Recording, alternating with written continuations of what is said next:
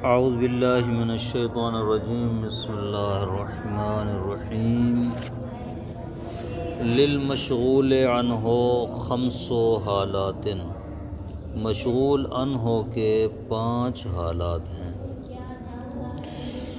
وجوب النصب، وجوب الرفع، وجوب الامرین، جواز الامرین و ترجیح احدہما۔ پہلی حالت مشغول عنہ پر نصب واجب، دوسری رفع واجب، تیسری دونوں امر جائز، رفع بھی اور نصب بھی دونوں پڑھے جا سکتے ہیں، اور چوتھی ان دو میں سے ایک کی ترجیح، یعنی ایک راجح ہے، کہیں نصب راجح ہوگا، کہیں ضمہ راجح ہوگا، رفع راجح ہوگا۔ یہ اعراب ہیں یعنی اپنا اس پر اس میں مشغول عنہ پر۔ اس میں مشغول عنہ کون سا اسم ہوتا ہے؟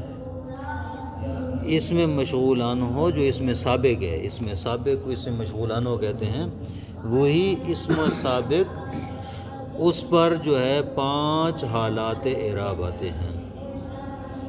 فوائد الاولی، پہلا فائدہ، ينصب المشغول عنہ بفعل محذوف وجوبا،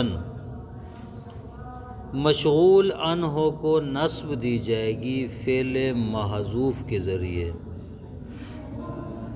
فعل مشغول عنہ کو نصب دی جائے گی فعل محذوف کے ذریعے، وجوباً، وجوبی طور پر۔ کیسے پتہ چلے گا کہ یہاں فعل محذوف کون سا فعل ہے؟ کہتے ہیں یفسرہ الفعل الظاہر، فعل ظاہر اس کی تفسیر کرے گا کہ کون سا فعل یہاں پر مقدر ہے جو نصب دے رہا ہے اس میں مشغول عنہ کو۔ فَإِذَا أَمْكَنَ تَسْلِيطُ الْعَامِلِ الْمُتَأَخِّرِ عَلَى الْاسْمِ الْمُتَقَدِّمِ بِلَفْظِهِ، پس جب یہ ممکن ہو کہ عامل متأخر، وہ عامل جو بعد میں آیا ہے اس میں مشتغل عنہ ہوگے، وہ عامل مسلط ہو اسم مقدم پر، ما بعد عامل کا ما قبل اسم پر مسلط ہونا اگر ممکن ہو، باللفظ ہی، اپنے لفظ کے ذریعے، یعنی وہی فعل، اس کا ہم معنی نا، وہی فعل اسی مادے اور لفظ کے ساتھ، تو کہتے ہیں نوصبہ بمثلہ، تو اس اسم کو نصب دیا جائے گا اسی طرح کے فعل سے۔ اب مثال آئے گی، اس کو واضح کرتے ہیں۔ اے بفعل محذوف، یعنی ایک ایسے فعل محذوف کے ذریعے وہ اسم منصوب ہوگا، یوافق العامل المذکور فی اللفظ، جو اس عامل کے موافق ہوگا جو لفظوں میں ذکر ہوا ہے۔ مثلا ازیدن ضربت، ازیدن، حمزہ استفہام کیا ہے، ازیدن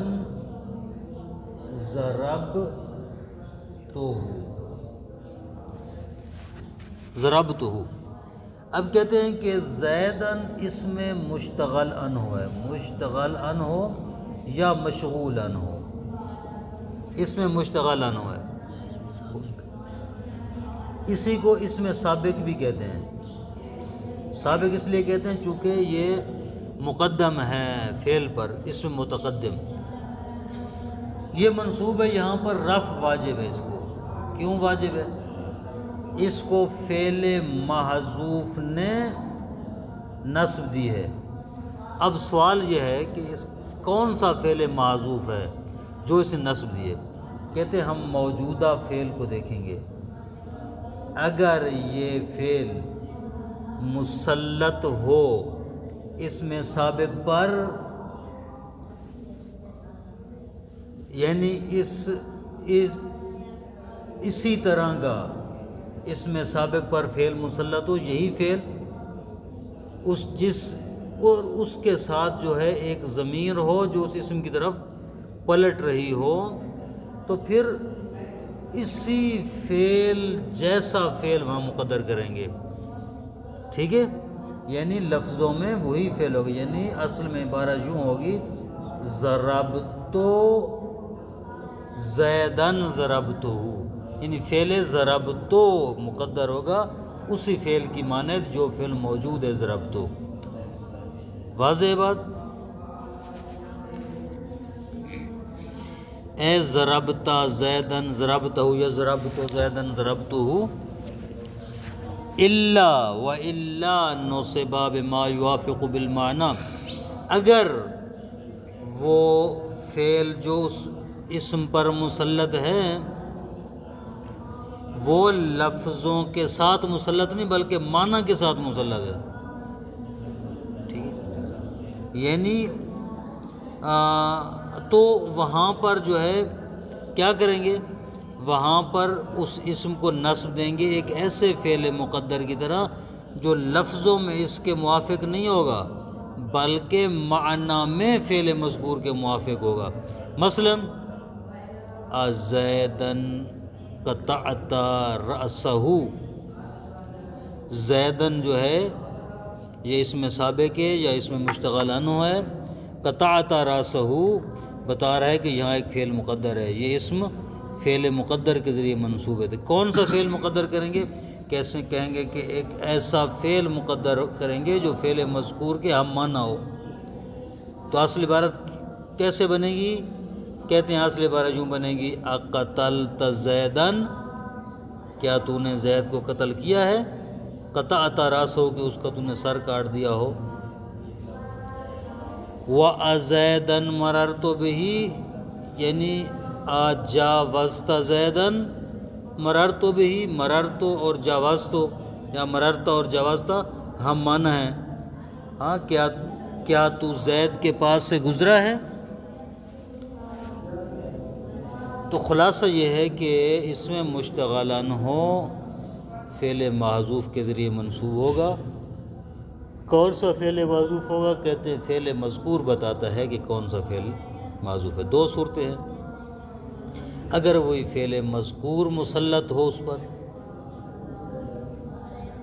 تو اسی لفظوں میں تو اسی جیسا فعل مقدر ہوگا، اگر لفظوں کے ساتھ نہیں بلکہ معنی کے ساتھ مسلط ہو تو پھر معنی ہم معنی فعل کو مقدر کیا جائے گا۔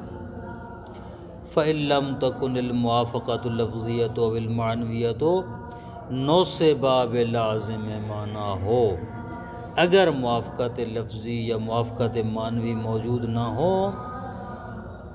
تو اس اسم کو نصب دی جائے گی ایک ایسے فعل سے جو اسی معنی کو لازم ہو، کوئی فعل مذکور والا معنی اس کے اندر پایا جائے، فعل مذکور والے معنی کو لازم ہو، جیسے حل زیدن ضربت ولدا، اے حلا آہنتہ، تقریباً ان کے آپس میں ملازمہ ہے اور وہ معنی لازم ہے۔ لینا ضرب الولد، چونکہ باپ بیٹے کا مارنا یستلزم اہانت الاب، باپ کے اہانت کو مستلزم ہے، باپ کی اہانت لازم آتی ہے۔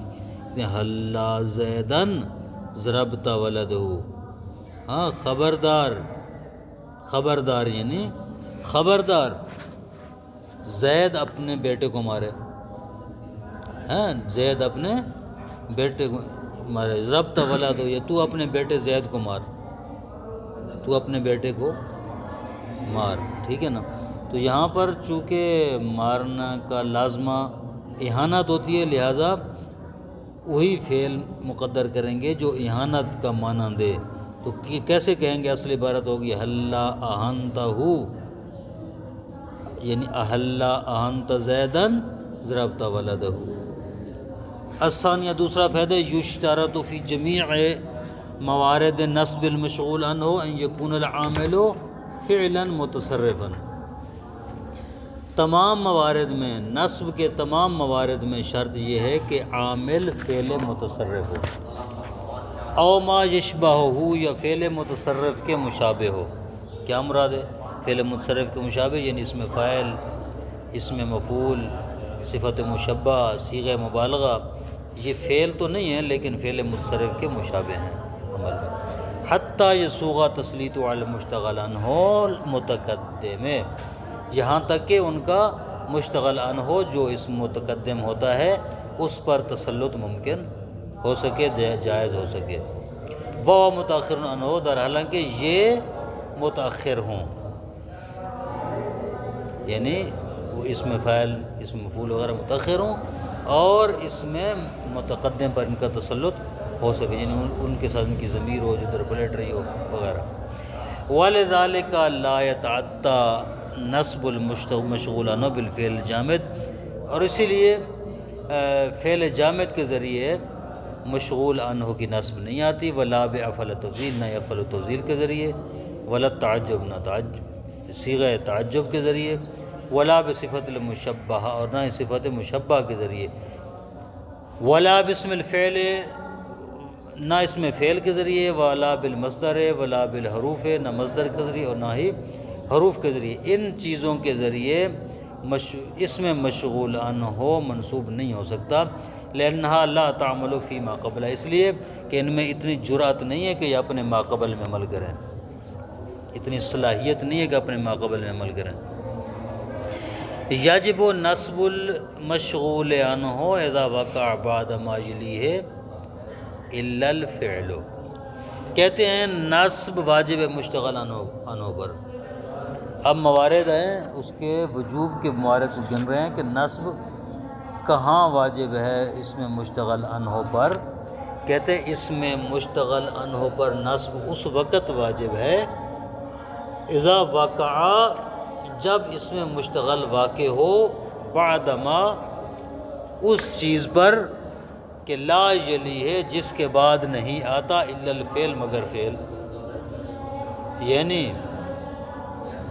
اگر اس میں مشتغل عنہ ایک ایسے کلمے کے بعد آ جائے جس کے بعد ہمیشہ فعل آتا ہے، یا جس کے بعد صرف فعل آ سکتا ہے، اب فعل نہیں آیا، اس کے بعد یہ اسم آیا ہے، تو یہاں پر یہ اسم منصوب ہوگا۔ کیوں منصوب ہوگا؟ اس لیے منصوب ہوگا کہ اس سے پہلے ایک فعل مقدر ہے۔ فعل کو کیوں مقدر کریں گے؟ اس لیے مقدر کریں گے کہ وہ کلمہ جس کو فعل کے اوپر داخل ہونا تھا، تاکہ وہ فعل کے اوپر داخل ہونا صادق ہے۔ اگر یہاں پر فعل مقدر نہ ہو اور یہ اسم اس فعل مقدر کے ذریعے منصوب نہ ہو تو سمجھا یہ جائے گا کہ یہ کلمہ جس کو فعل کے اوپر آنا ضروری تھا، فعل پر داخل ہونا ضروری تھا، یہ فعل پر داخل نہیں ہے بلکہ اسم پر داخل ہے، جو کہ جائز نہیں ہے۔ تو لہٰذا اس اسم کے اوپر نصب پڑھیں گے، اس لیے نصب پڑھیں گے کہ اس سے پہلے ایک فعل کو مقدر کریں گے تاکہ اس کلمے کا فعل کے اوپر داخل ہونا درست ہو۔ واضح بات؟ کا ادات شرط، ادات عرض، تحزیز، استفہام، ما سوى الحمزہ، حمزہ کے علاوہ، لأنہا ام الباب، چونکہ یہ ام الباب ہے، یعنی اس باب کا وہ کہیں کہ وہ مرکز ہے۔ مثال، ان العلم خدمتہ نفعک، ان العلم خدمت نفعک، ان حرف شرط، اس کے بعد العلم ہے۔ بھائی ان حرف شرط واجب ہے کہ فعل پر داخل ہو، لیکن یہاں اس کے بعد العلم اسم آ گیا ہے تو اسم کو ہم نصب دیں گے۔ کیوں نصب دیں گے؟ اس لیے نصب دیں گے تاکہ اس سے پہلے ایک فعل مقدر ہو، تاکہ ان فعل پر داخل ہونا صادق ہے۔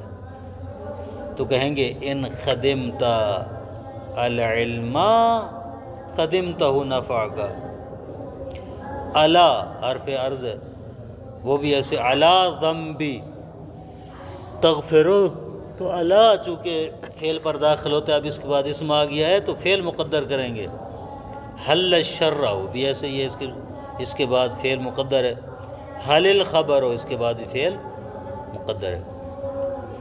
فوائد ہو، الاولی، پہلا فائدہ، لا یجوز فی هذه الامثلہ ونحوها رفع الاسم المتقدم علی انہ مبتدأ، اس جیسی مثالوں میں جائز نہیں ہے کہ اسم مقدم پر ابتدائیت کی بنیاد پر رفع پڑھیں، یعنی اس کو مبتدا بنا کر رفع پڑھنا جائز نہیں ہے، یعنی آپ نہیں پڑھ سکتے ان العلم خدمتہ، نہ نصب ہی پڑھیں گے علم پر. کیوں؟ لأنه لو رفع لخرجت هذه الادوات عما وضعت لها من الاختصاص بالفعل. وہی بات جو میں نے پہلے عرض کی ہے، اگر ان کو رفع دیا جائے، ایسے ان مقامات پر اسم کو رفع دیا جائے تو یہ ادوات، یہ کلمات خارج ہو جائیں گے اس بات سے کہ فعل کے ساتھ مختص ہیں. فعل کے ساتھ مختص ہونے سے خارج ہو جائیں گے. پھر یہ لازم آئے گا کہ یہ اسم پر بھی داخل ہو سکتے ہیں، جبکہ اسم پر داخل نہیں ہو سکتے. یقبح الاشتغال فی غیر ان لو و اذا من ادوات شرط. ان لو اور اذا جو ادوات شرط ہیں، ان کے علاوہ دیگر ادوات شرط میں اشتغال قبیح ہے. کما انہ یقبح فی التحزیز، جس طرح تحزیز میں قبیح ہے. وفی الاستفہام بغیر الحمزہ، اور حمزہ کے علاوہ دیگر استفہامات میں قبیح ہے اشتغال. الا فی الدعاء، ضرورت ہے، ضرورت شعری ہے تو پھر کوئی حرج نہیں، پھر اشتغال قبیح نہیں ہے. صلی اللہ علی محمد و آلہ وسلم.